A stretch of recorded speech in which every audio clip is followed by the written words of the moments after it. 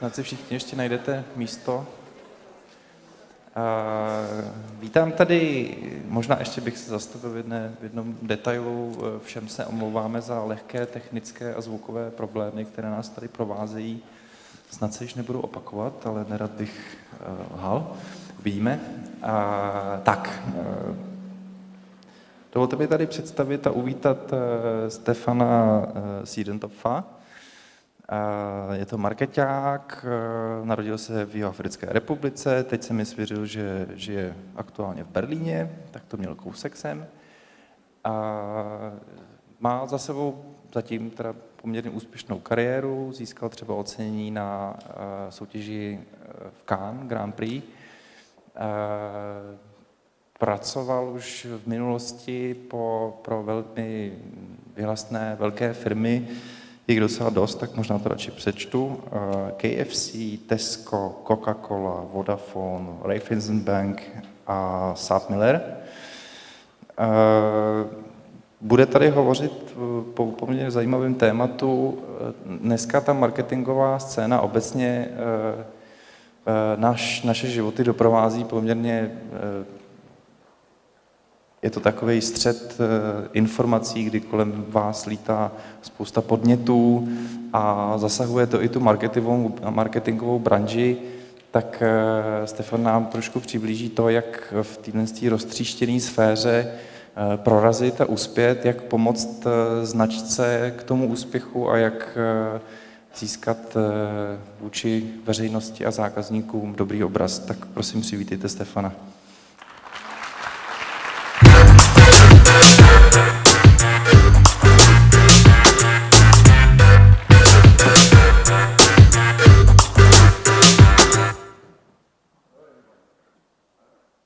Hello? Okay, can you hear me? I'm South African and I'm speaking in English, so I hope you can understand what I'm saying with my strange accent. So I'll try to speak as slow as possible so you can all understand exactly what I'm going to be talking about. So this is the wrong presentation. I work for Ogilvy. I've worked for Ogilvy for quite some time now, working in 10 markets across the globe. My role is really about defining brands and showing the roadmap for how brands can win, really. I work with a lot of creative talent across different disciplines, and really it's all about owning the big idea and how we take it forward to make these brands powerful, both in terms of their markets but also across the globe. I call this approach purposeful creativity. I believe that creativity is at its best when it has a purpose. I'll give you a good example. In the 17th century, most of Europe was ruled by Frederick the Great. Some would say he's my ancestor. But he ruled over Prussia, which mainly was a Germanic empire. And during this time, a lot of the farmers were only farming wheat, and most of the diet of peasants was bread. And the problem was there was a lot of disease happening, and Frederick wanted another source of carbohydrates to be introduced into the farms. He wanted farmers to start farming potatoes, and thought that was a lot more sustainable. But nobody wanted to eat potatoes at that time. People thought potatoes were ugly, they tasted bland, they were unhealthy. Even though today Germans love potatoes, right? They cook everything with potatoes. So he devised a marketing strategy to make sure that potatoes was adopted. People thought potatoes were unfashionable, so what he did was, in the royal garden of the palace, he basically he planted potatoes, and he basically had a whole lot of guards, the royal guards, to look over those potatoes and protect them. But their brief was that they shouldn't look after the potatoes too hard, they shouldn't guard them too hard. The peasants, obviously, who hated potatoes before, they caught wind of this, and they thought there must be something special about these potatoes because they're in the royal garden and they're being guarded. What makes potatoes so special all of a sudden? And suddenly they had a desire for potatoes. So what started happening is that they built a whole underground network into the royal garden to start stealing potatoes, because obviously it was something valuable and something they desired. And ultimately, that's how potatoes started being farmed, because suddenly it wasn't something bland and undesirable. It became something that people really wanted and that actually had value. And changing that perception is something that I do all the time, and that's something that what we describe as insights and reframing things so that they have a greater purpose. We live in interesting times, and the board game, the theme of this conference is games, and the board game on which we're playing is changing. Defining purpose and creating purpose is a complicated task when we're about to hit the fourth industrial revolution. We've been through four. The first was the rise of steam power and mechanisms turning, which created a lot of force. We then had the second industrial revolution, which was all about electricity and electric power. We then had the third industrial revolution, which was about electronics and computing systems rose. We're now in the fourth revolution, which is industrial revolution, which is all about digital networks, digitization, and emerging technology like artificial intelligence, blockchain technology. These kinds of technologies are starting to change the way the game is being played. And what does that mean for marketing? What does that mean for design? This recent ad by Audi tells the story of the fourth industrial revolution quite well.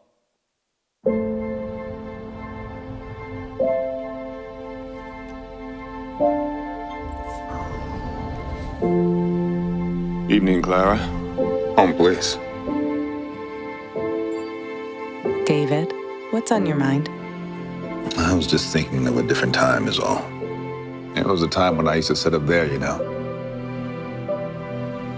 Driving wasn't just about being taken from place to place, but going somewhere.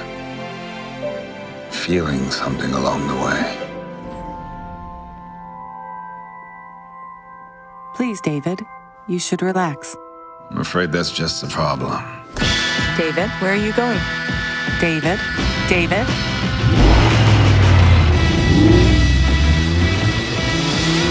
Set me free, get out my life. A beautiful ad. And, this is the tension we're going to be living in, the tension where technology can do everything for us and data can find us out everything we need to know, but does it give us the meaning we desire, and does it give us the human experience that we need to be fulfilled? This dynamic tension is something that I play with all the time. And you see it quite profoundly in marketing, the way marketing has evolved during these industrial revolutions that I spoke about. During the 60s and 70s, we were already at our Mad Men era.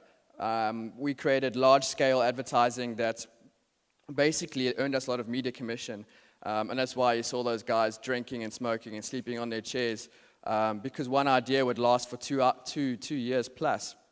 Since then, marketing has evolved. It went to segmentation, where we started understanding customers more through market research. Then it became about lifetime value, which is understanding the long journey that customers go throughout their lives. And now we're in a place where it's really about relevance. The meeting of data and technology, and getting consumers to pay attention to what we're doing and what we're advertising is becoming a harder and harder task. So I'm sure you guys have all seen the investigation that was done, and the senators questioning Mark Zuckerberg in the US and Cambridge Analytica, their use of data to sway public opinion. That's the world we live in, where targeting is done at such a minute and such a personal level. But is targeting relevant? Does getting constant information and being followed around with offers and deals, is that something that you find inspiring? Is that something that you want interrupting your life? The answer to that is probably no, because we as people are not like dogs. We're not loyal. We don't just run after any marketing message or are hungry for information, because there's so much information today, so much clutter. We're more like cats. If you watch cats and how cats behave, cats are very discerning. They kind of, they come to you when they want to come to you. They jump to their own beat. Cats do what they want. They're more independent. And people are like that. We have so much stuff being thrown at us that trying to be relevant to them is more than just technology. It's more than just throwing smart use of data to create custom audiences and then create the storytelling where we're trying to sell. Because at the end of the day, we're not doing it because we want to be relevant to customers. We're doing it because we want to outwit our competitors and to sell something as quickly as possible. And that's not really growing brands. It's not to say that using data isn't good. It should be good. Using data, from my perspective, should always be there to start the fire, not put out the fire when it comes to exciting the people we engage with.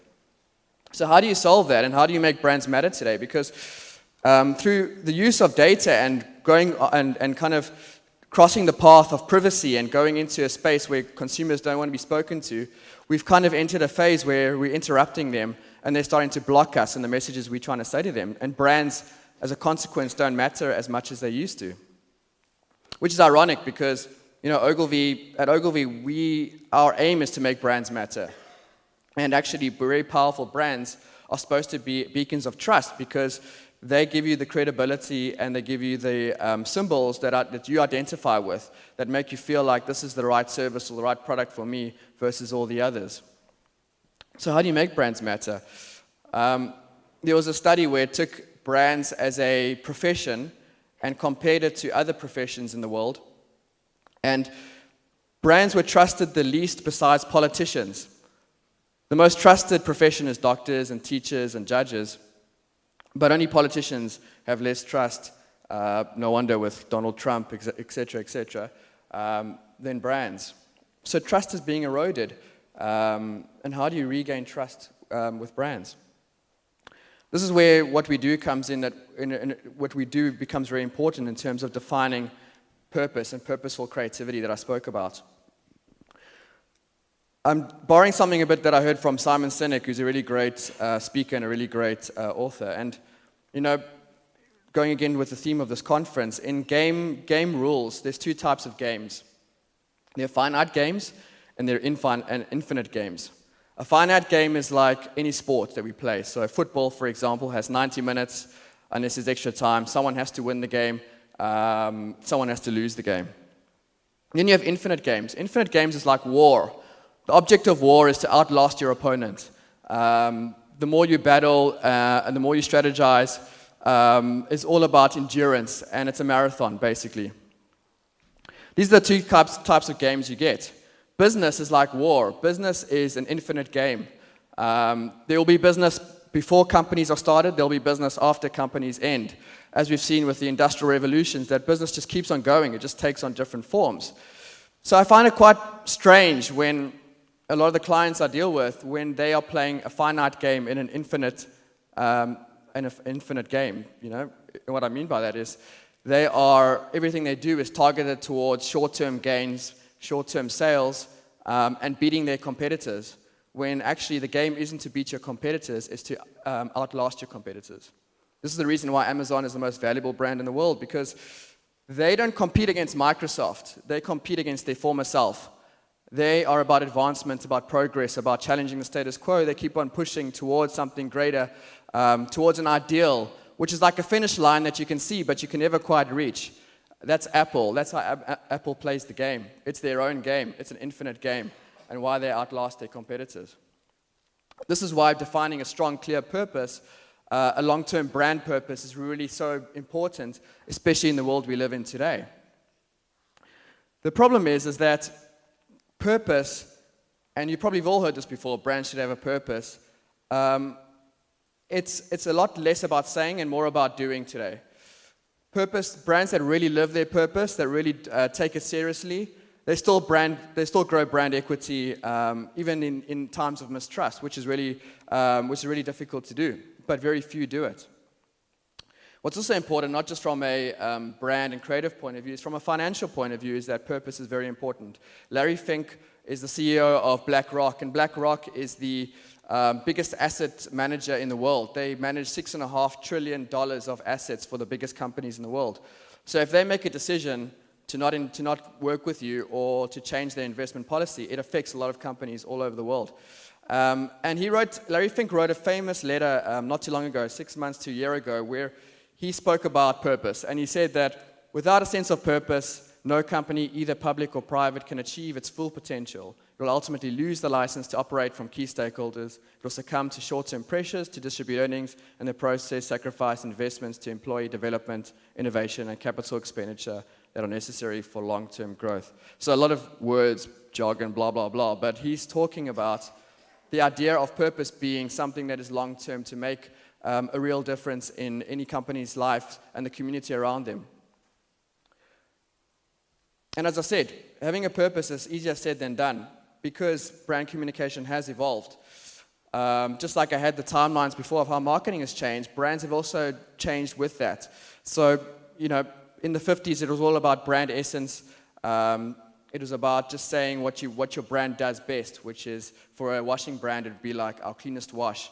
We then moved to the 80s, where it was all about brand positioning. So our brand is for thoughtful moms, for thoughtful moms that believe in cleanliness. In the 2000s, it's all about brand belief.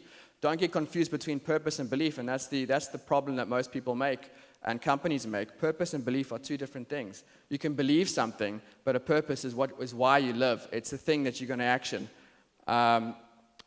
And so brand belief was about, for example, dirt is good. So we believe dirt is good, embrace dirt, and then we'll clean up the mess. And now we're about brand action. So helping kids play, for example, is a great brand action that a washing powder brand could do.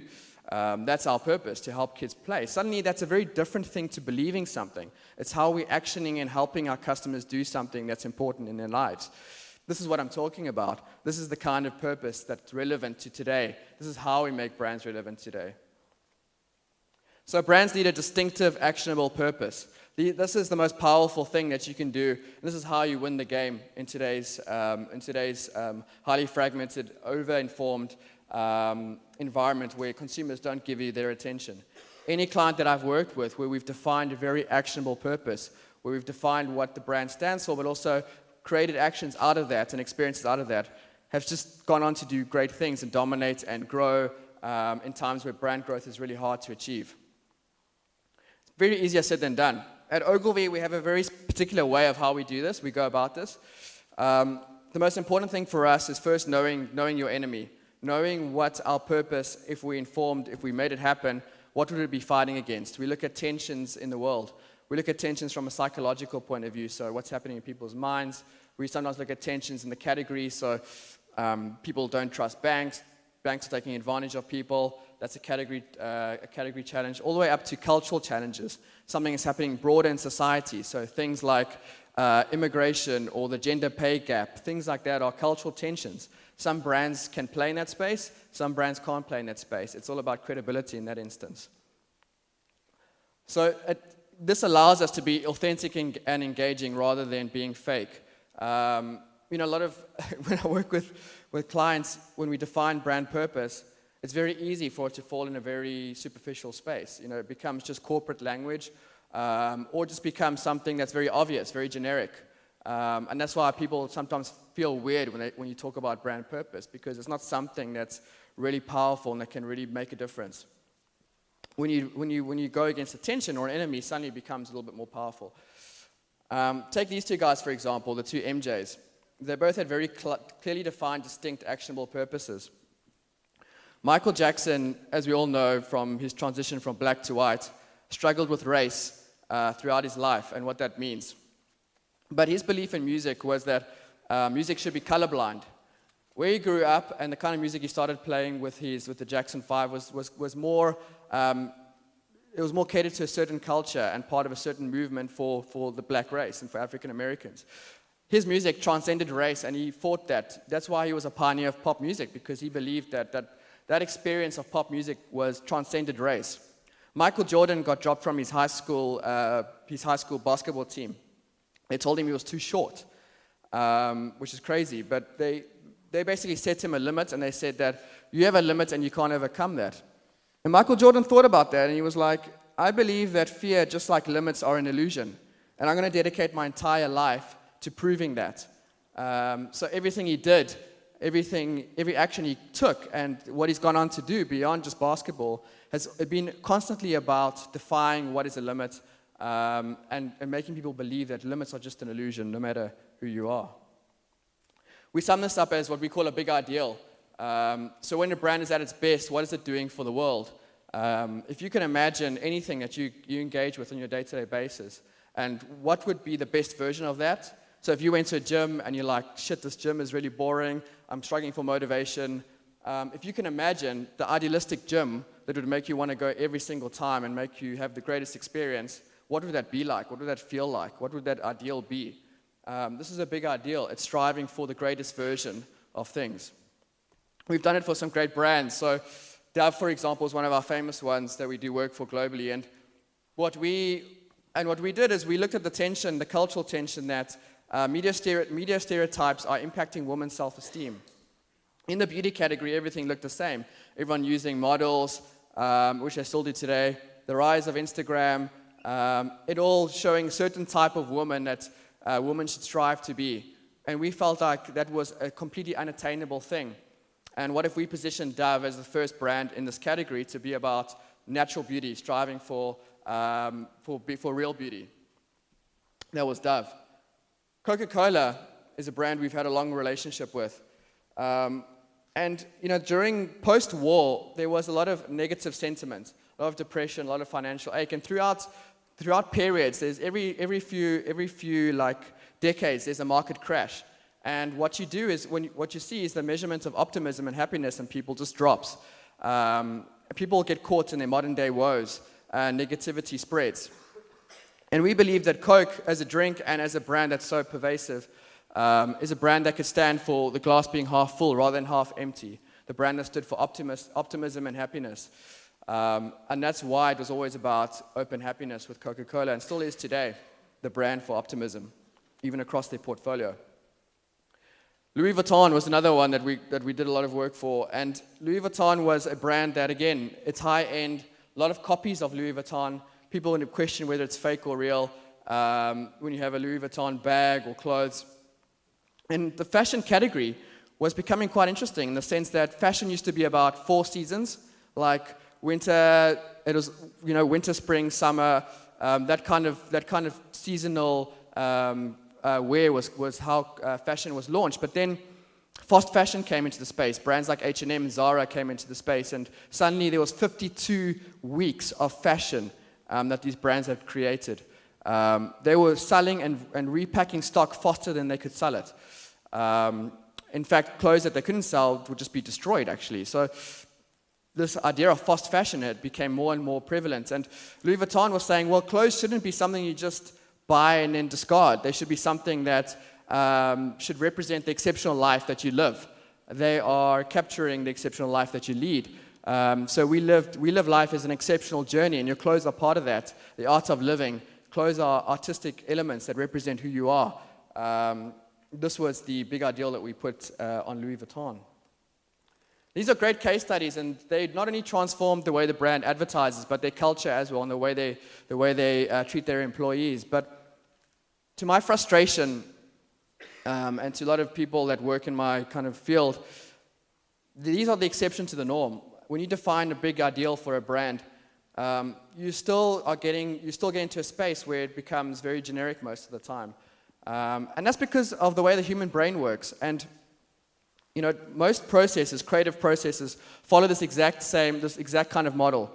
We get a problem to solve, we come up with an idea or a vision for the brand, and then we execute it.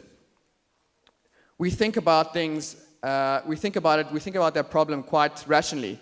Clients often add a lot of filters to it, like what do we have budget for, what are our competitors doing, so they're playing the finite game, not the infinite game.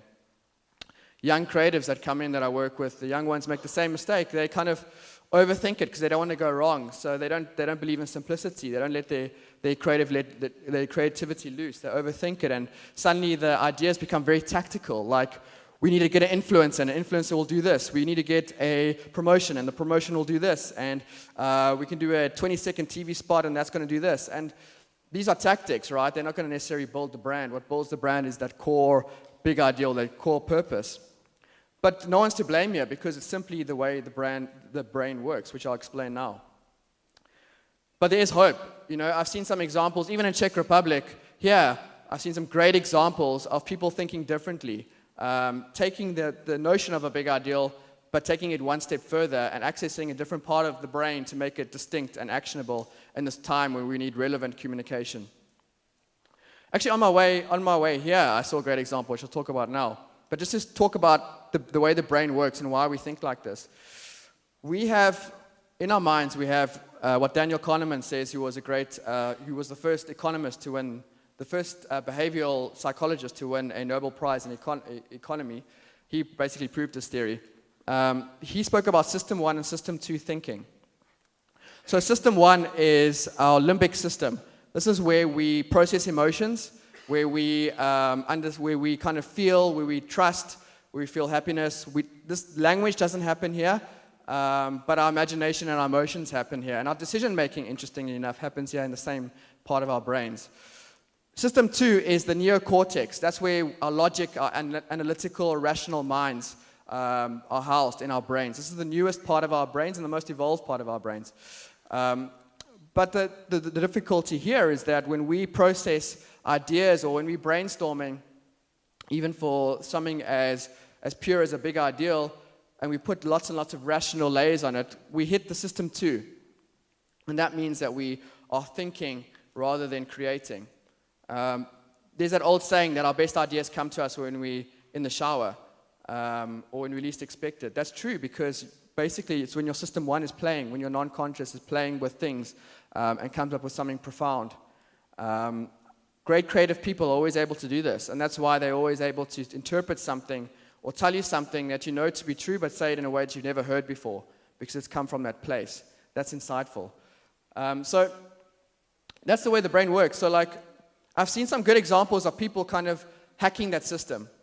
You know, even simple ones. Like on the way here, I stopped at a gas station, and there was, in the men's urinal, there was a little fly to aim at, like a little fly stuck there, which is really clever, because it made me remember when this came out a few years ago, because there was a huge problem with public toilets being really messy in guys' public toilets. Guys just pissing all over the fucking place. And not really caring about keeping it clean. And there was a lot of things done to try and stop people doing this, but people thought very rationally. So like, think about your fellow colleague, keep the toilets clean.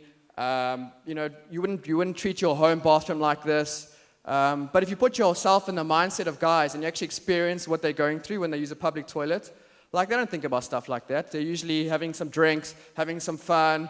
They're in a good mood. They're kind of not concentrating, had a few beers. And someone kind of looked at it and kind of visualized what actually would be the right way to stop guys messing all over the toilets. And they thought, well, actually, when you're a guy in this moment, everything's a game, everything's fun. So wouldn't it be great if we gave something for guys to aim at?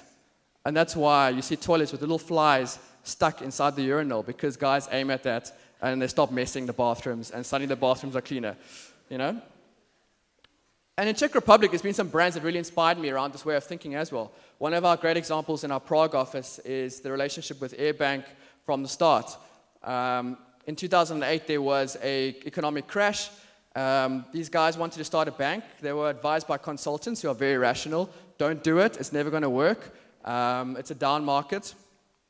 But actually, they partnered with Ogilvy, and they thought, no, we need to do something differently. You know, now's the perfect time, actually. And instead of thinking what the bank should be about in terms of the purpose, like the corporate purpose or mission or vision statement, and go through a lot of rational research to do that, they imagined it from the consumer's perspective. So if I had to engage with a bank that wasn't like the other banks, what would it be like? Firstly, there would be one page of terms and conditions.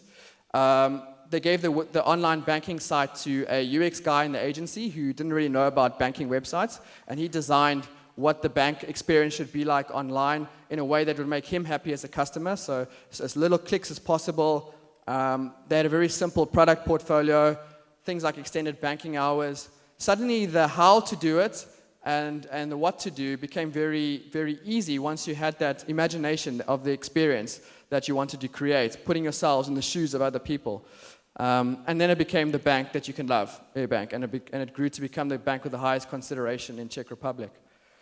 Rolik is a great example as well. We had a project to pitch on this business, and the founder struck me as someone very visionary, because he spoke a lot about how, he spoke about the gap in quality that's traditionally hit Central and Eastern Europe, and that, quality food shouldn't be something you should go looking for or struggle to find, or go through a huge supermarket trying to find the quality food that you know is going to be great. It should be easily accessible. Wouldn't it be great if quality food was highly accessible and would just come to you at a click of a few buttons? And that was something that he thought about and then created an experience out of that. One of my favorite examples is Footshop as well, because I love sneakers. So, Footshop had a very good, it was started by a guy when he was a student, and he wanted to create a place, not necessarily to sell sneakers, but he wanted to create a place where like-minded people could come together, where they'd have a space to talk, to collaborate, and enjoy the urban culture together. And so and by the way, they sell sneakers. So he thought about it that way. And so the store, when you go to Footshop, the store itself is not a place where you buy, where you go and look at sneakers like any shoe store, and you pick the one you want, you fit the one you want. It's not a store at all. It's a showroom. People go there to almost look at art pieces. They go there to chill. They go there to have a drink. They look at different sneakers that have just been launched. And then they actually order the shoe online. So there's actually no real point to going in the store other than actually being part of an experience around like-minded people and treating it like a showroom. Ironically, he stepped on something inadvertently that is a huge trend right now in retail, which is physical stores are being replaced by showrooms because everyone's buying online. But physical stores still have a place because it's a great place to showcase the best of what you have to offer. And you almost treat it like a museum of great artifacts that your company has. But this was a different way of thinking. So it was beyond just thinking about a purpose, but the experience and visualization of what that purpose should create for people, putting yourself in their shoes, then working backwards. Which is kind of how we've defined things now. So instead of just thinking about big ideals off of tensions, because we know brand purpose, if you do it right, is the best way to be relevant, to create those symbols of value that people use to self-identify and to navigate this very complex world we're in right now. Brands matter because of that. And brand purpose is the way to do that and play that infinite game. But thinking about this way is a way to unlock creativity. This is where design and marketing meet because this is design thinking. And how we're starting to think more about. So when we come up with ideas, it's less about coming up with the idea, but what would be the ideal experience we want to create and visualizing that. So how would it feel? What would it look like? How would people work together around it? Starting with the experience of the idea or the vision, and then working backwards on how to create it and what to execute. Going back to my discussion on the brain, this is a way to hack your brain because when you are visualizing, and visualizing doesn't mean closing your eyes and meditating like you're some kind of monk. It means it could be anything. It could be writing down, if we had a press release, and this thing was already launched, this product, and it was out there, it could be writing a press release of what this experience of this product could be. It could be frequently asked questions. So if this thing was out there and people were engaging with it, what would be the questions they would ask? And how would we explain ourselves, even though it doesn't exist yet? And then working backwards. So you have that ideal vision of that experience, and then you can define what the idea is. Then you can think about how to create it, and then what to execute and how to measure it. That's when your rational brain starts kicking in, and you actually make it something that's tangible. This way of thinking seems simple, but for me it was a huge, profound realization, is to go from 20% of our brand positioning and brand purpose work and ideas for clients to be good, to 80% of them being great. Just this twist of the mind. And by the way, it's not a new concept. In the 1970s, the Dutch football team was highly dominant. And the Dutch Football Academy, they created a way of playing football that was based on a vision. The guys that ran the academy had this vision that, wouldn't it be amazing if we didn't have a football team that played different positions, like defenders, midfielders, strikers, but what if every outfield player could take on the role of another player at any one time? What did that look like? What if a defender could suddenly play like a striker, or a midfielder could play like a defender? What would happen if we could train our players like that? And so they did, and they created this concept called total football, and it was a revolutionary concept at the time.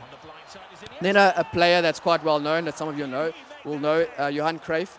He took the idea when he was older to Barcelona, when he coached there. This idea of total football, and which affectionately became known as tiki-taka, And this style of football led to Barcelona being the most dominant football team in the world for a very long time. And while they score goals like that against their biggest rivals, Real Madrid, where they just make them look like a childhood team, it was just a matter of pass, pass, pass, pass, pass. Everyone can play. Everyone's comfortable, no matter if you're a defender. Even the goalkeepers playing like outfield players. Total football. This was a vision of an experience they wanted to create. Then they worked backwards and made it into an idea, into tactics, into a strategy for football. This was so powerful that actually it went into other sports. So like, I'm from South Africa, as I mentioned, and rugby is very popular in South Africa. We love rugby. And rugby is kind of like American football. You get a lot of big players tackling each other. And there's a big difference because in players' size and strength, there's a forward line of players who are very big and very slow. And you get a back line of players who are very small and much quicker. And they're more your attacking players, 15 of them in total. And the New Zealand rugby team saw this and they were like, wouldn't it be great if every rugby player on the pitch could play the position of the other rugby player? We could play total rugby. Which seemed ridiculous because you get guys that are 6'8" that weigh 140 kilos, and then you get guys who are like 5'7" who weigh 65 kilos in the same team. So they thought about it, and they were like, well, let's try this concept out.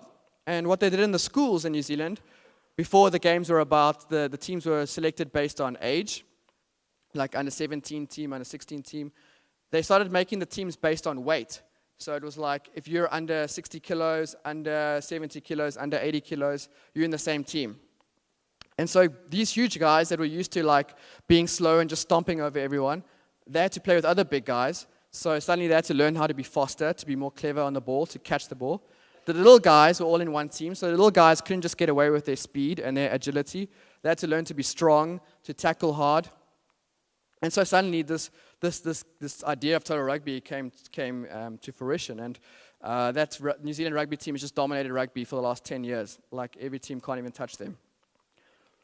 So that's how envisioning ideas and working backwards for it to become a real purpose, an actionable, distinct purpose can work. And you shouldn't just take it from me. The world's biggest company, or the highest growing company in the world right now, Amazon, the fastest growing company in the world, Amazon, which is defying all business rules and logic, follows this system. This is what kind of made me think about this theory being really powerful. Jeff Bezos, that's when he started, in his little computer, now operates this is the timeline of all the Amazon innovations. Amazon went into spaces that they should have no right to go into. They started just selling books. They ended up selling food. They ended up making their own content, their own like TV shows and content that they're creating now with Amazon Prime Studios. And they started also hosting web services. In fact, they host the web services of the with their cloud services. They host the CIA, which they shouldn't be doing, and they host Netflix, which is a competitor, on their cloud services. But they do it because they have a different vision. They don't play the finite game. They play the infinite game. They envision what they want to do and they work backwards. And they do this to such a point that Jeff Bezos, he's never wanted to take a profit with Amazon, even though he's been constantly told to raise prices. He's always said no, because that's going to erode consumer trust. We want to keep our cost as low as possible, and we're playing the long-term game. We're playing the infinite game. So we'll see a return in 5, 6, 7 years, where most companies are pushing for a short-term return. He's pushing for a long-term return. And the reason is because of the way they think. There is very little Amazon doesn't have. Right now, we're really in the center of what is the physical manifestation of Earth's biggest selection. Amazon Vice President Dave Clark showed us how the process begins. After the products arrive into the building, they are immediately scanned. The products are then placed by stackers in what seems to outsiders as a haphazard way. A book on Buddhism and Zen resting next to Mrs. Potato Head. Here's what I want to know. This is a Swiffer, all right? Yeah. It's sitting next to the Encyclopedia of World History. That doesn't make any sense to me. Does it make sense to you? It does. What? Because those two things, if you look at how these items fit in the bin, Yeah, they're oh. optimized for utilizing the available space. Oh, I see. And we have computers and algorithmic work that tells people the areas of the building that have the most space to put product in that's coming in at that time. Amazon has become so efficient with its stacking, it can now store twice as many goods in its centers as it did 5 years ago. Anything you want on Earth, you're going to get from us. Anything you want on Earth, you're going to get for us. That's where we're headed, I believe. Once your order's placed, a so-called pick ambassador walks the aisles, plucking and scanning your items before placing them in bins. Those bins eventually wind up in front of a packer who knows exactly how big of a box to use based on the weight and amount of items. Your address is slapped onto the box, and then a picture is taken of your address label. Gadgets known as shoes sort and divert the boxes to the appropriate spiral chute based on the postal code.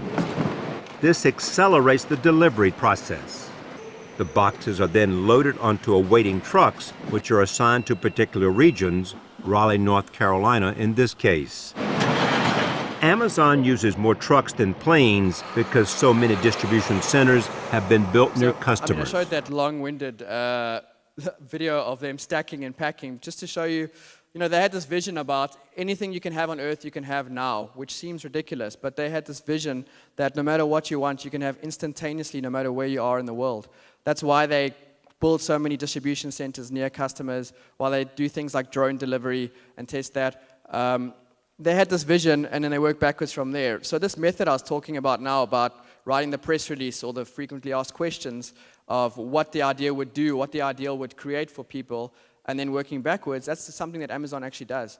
They use that system and expand, which is no wonder why they are the biggest brand in the world, despite the fact that they've only turned a profit the last 5 years. Mainly from their cloud services, because they believe in playing the infinite game. They believe in envisioning an experience and then defining their purpose from that. And the great thing about thinking this way is that in this fourth industrial revolution, just to go full circle about what I'm speaking about, we have so much emerging technology today, robotics, AI, voice-activated tech, blockchain, stuff that makes 3D printing, which makes anything possible at any one time.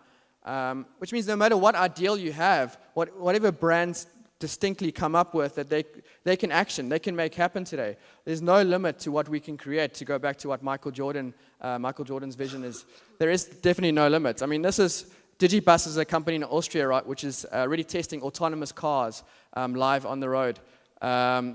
The known traveler, the passport picture there is about the known traveler project, which is to eliminate all passports and all airport security, because they had a vision that airport security is really frustrating and no one wants to fly as regularly and feels like shit when they have to fly through an airport and go through airport security.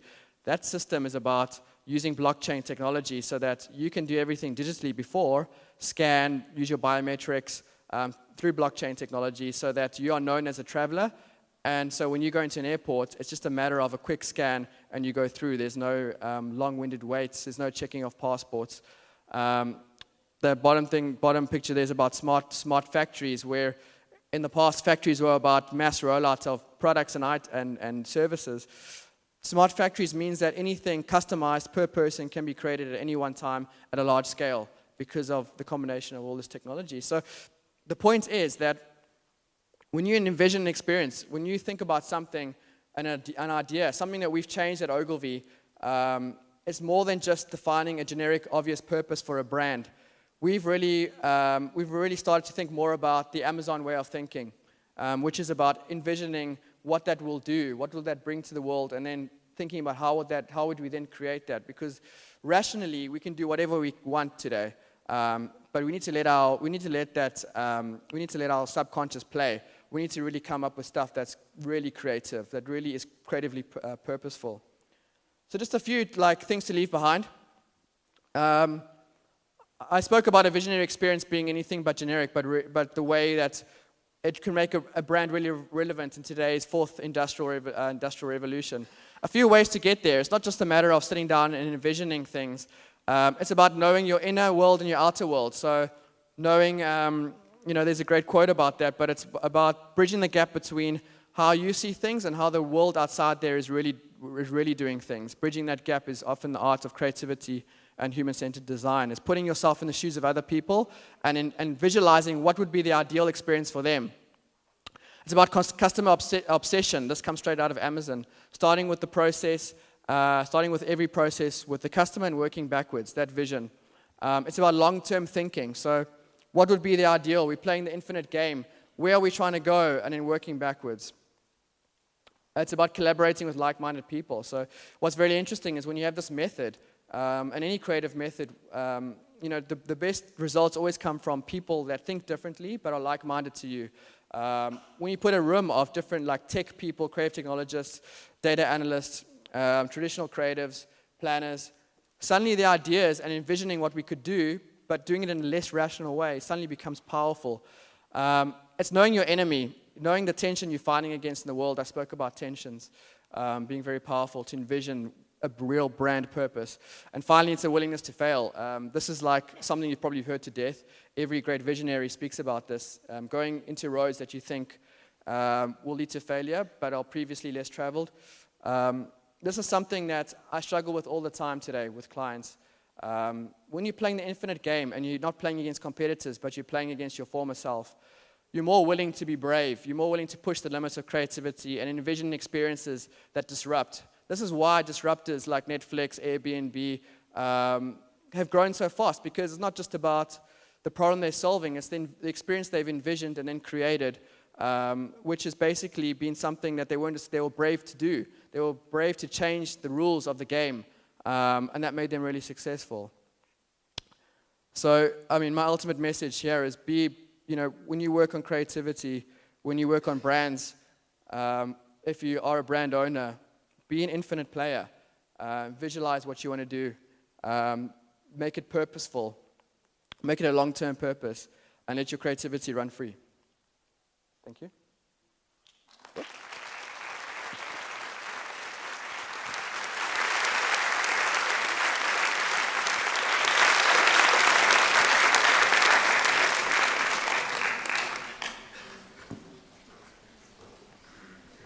Děkuju. Děkuju Stefanovi. Ku podivu nenaskočila by tady žádná otázka z publika, tak je to na mě. There's no question from the public. Are you able to say what will be the future of the marketing in the horizon of 10 or 20 years? This is a question that we are thinking about every day right now. Look, the reality is that every agency right now is trying to think what the future will be. In some instances, there are big consulting companies that are starting to deliver creative solutions as well. So they are not just looking at communication, but they're looking at the business and how the business is managed and operated, and using creativity in there. That could be one way. Another way is companies that are marrying data and technology with creativity to come up with interesting solutions. I like to think that the ones that truly will be successful, just going along with my talk here, are ones that no longer see creative marketing in media terms, which means that our job isn't to come up with ideas to slap into TV media spots or into radio or onto an outdoor. We should be using creativity to solve all kinds of problems. And because we have all these great tools today to be innovative and do that, whether it's a new product, a new way of doing business, a new service, that's what our role should be. And in some cases, we do that role. So it's about owning that and learning how to monetize that. And then you can use all this great innovative technology to partner with you, to be that innovative partner across a business. Yeah. Okay. Originally, I wanted to ask you for your dream job, but maybe more interesting is what is your dream or nightmare of the job? My dream nightmare? Yeah. I think, the reason why I love what I do is I get to work with so many different creative minds in so many different places, and I think and as the speaker that does the sound design, he was quite inspiring. He was talking about no matter where you are in the world, you can think about the sounds he wants to create, and that was quite beautiful. And I think any job where I have to do a routine and be stuck in the same routine non-stop, almost like something that could be replaced by AI one day, maybe accountants, that would be a job I wouldn't enjoy. So don't be in a circle. Thank you, Stephan. Thank you. Děkuji Stefanovi. Blížíme se k úplnému závěru.